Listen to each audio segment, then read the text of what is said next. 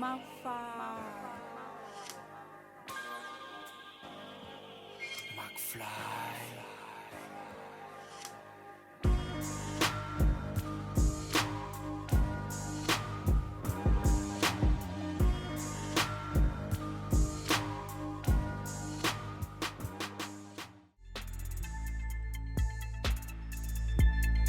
Je m'appelle Maillot Maurice, donc mon pseudo dans le bass c'est Momo l'oiseau volant. J'ai 38 ans, donc je fais du bass depuis 2012, donc j'arrive à 450 sauts de base, après j'ai plus de 1000 sauts d'avion. Le base jump c'est l'acronyme base, donc B-A-S-E, ça veut dire base c'est pour tout ce qui est building, A c'est pour antenna, S c'est pour span, donc structure de pont, piliers, etc. Et E c'est pour Earth, donc la Terre. Donc voilà, c'est vraiment différencié. Et on peut aller d'une hauteur minimum de 35 mètres, voire 30 avec les nouvelles voiles qui vont arriver, jusqu'à 4000 mètres ou ce qu'on veut, quoi. Pas plus extrême que le base jump, de partir d'un objet, peu importe lequel, de la Terre, d'une antenne ou d'un building ou n'importe quoi. Hein. Ben c'est vraiment quelque chose de spécial. Au moment où on quitte l'objet, en fait c'est ça qu'on recherche, c'est ce moment-là. C'est ce moment de séparation entre la terre-mer et l'air, quoi, et la liberté, en fait. Pour les personnes extérieures, ils vont dire on a tous le même profil, c'est qu'on est barjot. C'est qu'on a quand même un petit problème quand on pète au casque, comme on dit. Mais au final, ça s'avère que c'est totalement faux parce qu'on a un temps de préparation, on se prépare, certes, comme c'est différent, chaque personne est différente, chacun va se préparer différemment. Mais je veux dire, on se prépare, et le saut se prépare, se calcule, on calcule le temps de chute, par où on va passer, si on est à plusieurs, ben voilà, on va séparer les différentes places dans l'espace pour dire ok, toi tu pars à droite, moi à gauche, voilà, toi au milieu, moi j'ouvre à temps, toi tu... Donc c'est quand même calculé. C'est un risque, certes, c'est un grand risque, mais il est calculé. Et voilà, comme je disais, c'est comme le temps de préparation, il est propre à chacun. Donc certaines personnes vont faire plus de trucs, vont vérifier plus de choses, d'autres non. Enfin, je veux dire, c'est en corrélation avec le comportement de la personne. Mais je veux dire, le mental est le même. Quand on est au bord de la falaise, il va falloir sauter. Donc au bout d'un moment, on est tous pareils. Sauf qu'on va se préparer de différentes façons. Globalement, il faut être, quand on est base jumper, donc ce qu'on va affronter, voilà, c'est ce départ de l'objet dans le vide, justement, ce moment où on se sépare de l'objet et où on va planer ou chuter, quoi. Et il faut être bien mentalement et bien physiquement, parce qu'il y a toute une phase autour qui fait que il faut être bien mentalement, c'est quand on va partir de l'objet, et physiquement, c'est l'approche de l'objet. Quand on monte un immeuble de 47 étages, il faut être bien physiquement. Et pareil, quand on fait une marche d'approche pour un saut de falaise qui fait 1h30, c'est mieux d'être bien physiquement. Et pour le saut, pareil, si on veut commencer à rajouter un peu de figures d'aérial, ça s'appelle donc en anglais, mais c'est des figures dans l'air. Il faut être bien aussi physiquement pour pouvoir gainer son corps et pouvoir passer des figures correctement. Ouais, je fais beaucoup de sport. C'est toujours des sports un peu... Les gens ils vont dire c'est un risque, mais je fais de la plongée, je suis niveau 3 de plongée. Je fais du parachutisme d'avion. Après j'aime bien le crossfit, entretenir ma condition physique. Donc voilà. La nature, c'est qu'on est tout le temps dans la nature. Que ça soit quand on est en ville, c'est urbain, mais c'est quand même, c'est notre milieu de vie. D'un autre côté, quand on fait une approche en falaise, c'est pareil, c'est notre milieu de vie, donc c'est la nature, elle est là, elle est sauvage, et nous on est juste de passage. Donc de maintes et maintes fois, ça m'est déjà arrivé de ramasser des objets, des papiers, des bouteilles vides, voilà, parce qu'on n'aime pas trop ça, c'est pas cool. Je veux dire, nous on est là, on en profite, on est en phase avec la nature, donc on veut pas la salir, on veut pas la casser, on veut pas la brusquer, je veux dire, voilà, donc elle fait partie de notre vie et on fait partie de sa vie. Donc forcément on se respecte et c'est ce qui donne des beaux sauts et des belles images. Et moi je crois en Dieu. Donc pour moi c'est pour ça que on va dire peut-être un rapport un peu plus spécial, c'est que voilà, comme je crois en Dieu, bon, pour moi la nature elle est là, c'est pas pour rien. Il faut la respecter et il faut autant respecter un être humain qu'un arbre, qu'une plante, ou qu'un animal. Je veux dire voilà, donc c'est pour ça que moi j'aime être tout seul en pleine nature et puis dans le base jump je retrouve un peu ça. Même si on saute entre copains, il y a un moment où on est dans la marche, où on est dans le lieu et puis on peut se poser et méditer un petit peu. C'est ça qui me rapproche, si on veut, ça me rapproche de plus en plus ça me rapproche de mon créateur. Pour moi, je le vois comme ça. Ouais, le monde d'aujourd'hui, je pense que justement, il s'éloigne du sacré, donc on perd toutes ces choses-là. Et c'est pour ça que justement, qu'on se retrouve à ramasser des déchets ou à avoir des choses complètement folles ou des forêts déboisées juste pour faire des parkings alors que normalement la vie c'est pas ça, quoi. En fait, il faut pas qu'il y ait trop de vent. Que ce soit sur n'importe quel saut, à partir d'un certain nombre, force limite du vent, on saute plus, que ce soit de pont ou de. Parce que de toute façon, soit le risque c'est que ça nous referme la voile, ou soit on recule sous voile. Donc de toute façon c'est pas agréable et c'est pas intéressant. Et après de falaise, on peut, avec un vent fort, on peut faire un retour falaise. C'est-à-dire même au départ, si vraiment le vent il est fort, ça peut nous ramener vers la falaise. Et après même à l'ouverture c'est pareil, puisque la voile prend l'air et puis si elle prend l'air violemment, elle part. Si elle nous ramène vers l'objet, et voilà, il y a risque d'accident.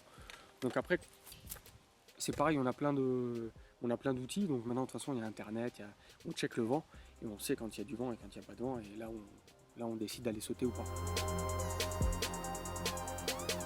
Bon, il y a certaines limites, ça reste les limites, les contraintes météorologiques et de fatigue aussi.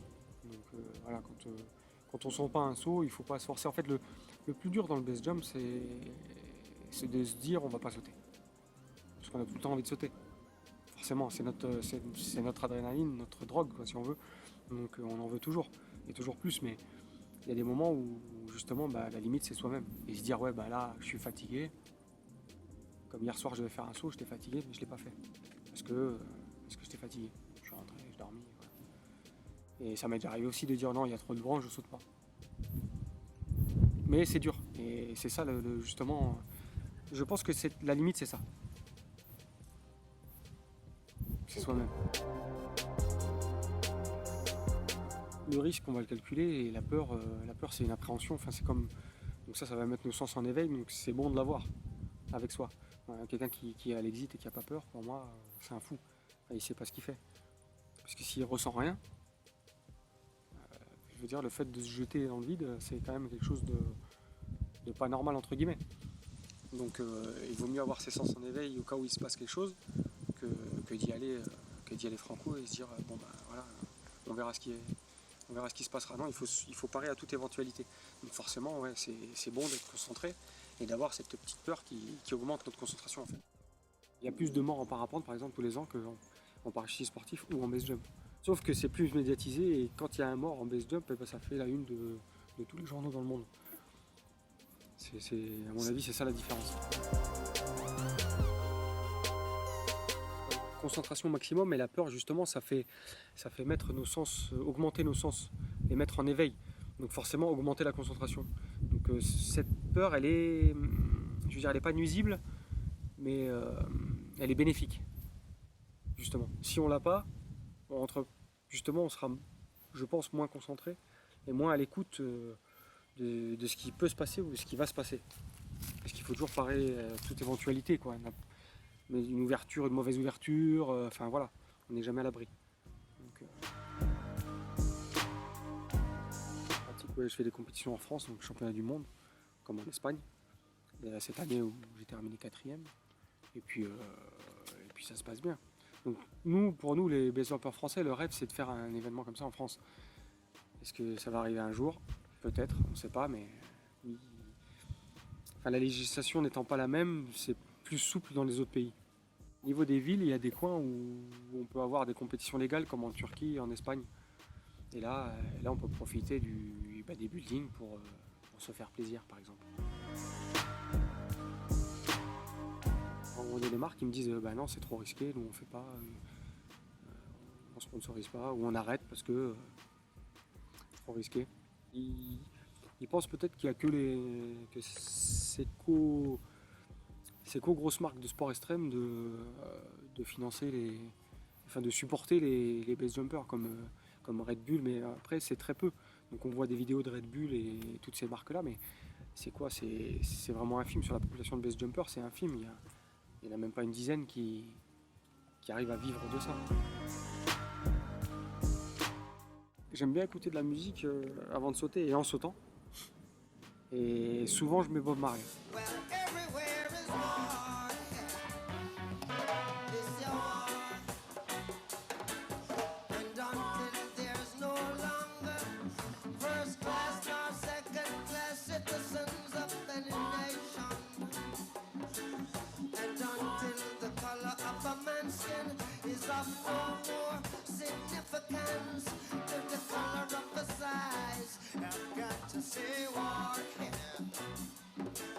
Parce que lui, il chantait justement toutes ces choses qui doivent nous rapprocher en fait. L'amour, etc., le respect de la planète, des êtres humains, etc. Donc c'est toujours des chansons positives. Et un peu rebelles parfois. C'est un peu à à mon image. Et les lieux où le base jump est le plus répandu, je dirais c'est en France parce qu'on a plein de sites. Et en Suisse. Parce qu'en Suisse, c'est un peu la mecque du base jump. Donc on profite des remontées mécaniques pour sauter tous les coins de la vallée, quoi. Donc voilà, en Suisse, il y a vraiment un turnover, enfin, il y a tout le temps du monde. Tout le temps du monde entier qui vient et qui tourne. Et en France, c'est pareil parce qu'on a beaucoup de. En France, on a beaucoup de spots, on a beaucoup de ponts, on a pas mal de falaises. On a les Pyrénées, on a le Vercors, on a le Verdon. On a aussi Maglan, donc près d'Annecy, le Brévent dans les Alpes. Enfin, il y a plein d'endroits. Et c'est des endroits variés où on peut tout faire, quoi. Les grandes antennes, c'est pareil. Donc en France, on a tout ce qu'il faut pour s'épanouir. C'est pour ça qu'il j'ai des copains qui viennent du monde entier pour sauter avec nous, pour profiter des spots français. Oui, c'est plus pour la nature. Parce qu'on a des coins magnifiques, des falaises magnifiques et des endroits vraiment magnifiques. Là, ils nous perçoivent comme quelqu'un qui a beaucoup d'assurance, parce que les Turcs déjà ils aiment bien les personnages forts. Tout le monde ne peut pas pratiquer ce sport, donc déjà ça limite. Et puis comme je l'ai dit, ceux qui font ça par mode ou parce que les copains le font, ils y restent pas longtemps.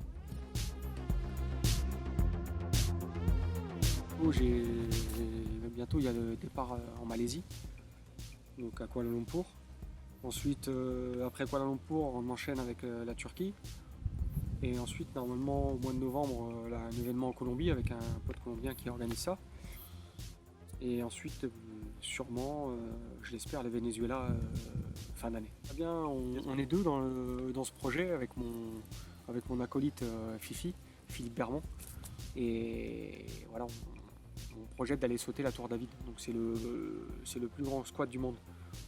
Et le plus haut squat du monde, parce que c'est une tour de plus de 200 mètres de haut qui a été squattée dans les années 90. Donc le constructeur, le financier de ce building a fait faillite. Et Chavez a laissé au départ les premiers étages aux familles pauvres pour qu'elles puissent avoir un toit et se loger. Et en fait, au fur et à mesure, tout a été squatté. Donc à l'intérieur, c'est une ville. Ils ont leurs médecins, ils ont leurs dentistes, ils ont leurs coiffeurs, Donc voilà, j'aimerais bien marquer le coup et pouvoir sauter cet immeuble dans ce coin de la planète qui est quand même... le Venezuela, c'est quand même un pays à part, quoi. Et déjà, les wingsuits vont évoluer, donc de ce niveau-là... À ce niveau-là, ça va évoluer. Ça évolue toujours, donc le matériel aussi. Donc il y a des voiles. Maintenant, on va arriver à avoir des voiles qui vont s'ouvrir plus vite, beaucoup plus vite, en moins de temps. Donc forcément, ça va être plus efficace. Et nous, enfin, le base jumper, il sera plus serein parce que celui qui est extérieur, pour lui, le parachute, c'est un parachute. Il sait pas à quoi ça sert. Et donc là, ça va vraiment évoluer et nous, on sera plus serein parce qu'on pourra utiliser ce parachute qui va s'ouvrir beaucoup plus vite, et ben, à basse hauteur et à très grande hauteur. Donc en fait, ça nous fait les deux et nous, on est plus confiants. J'aimerais bien, ouais, j'ai un objectif, c'est de faire du tandem base déjà et de la formation. Donc ça n'existe pas en France, mais bon, moi je veux m'y mettre et de commencer à former des élèves et former des jeunes, quoi. De faire comme dans le civil, une PAC sur une semaine et puis de les emmener de zéro au saut, donc avec le pliage, etc.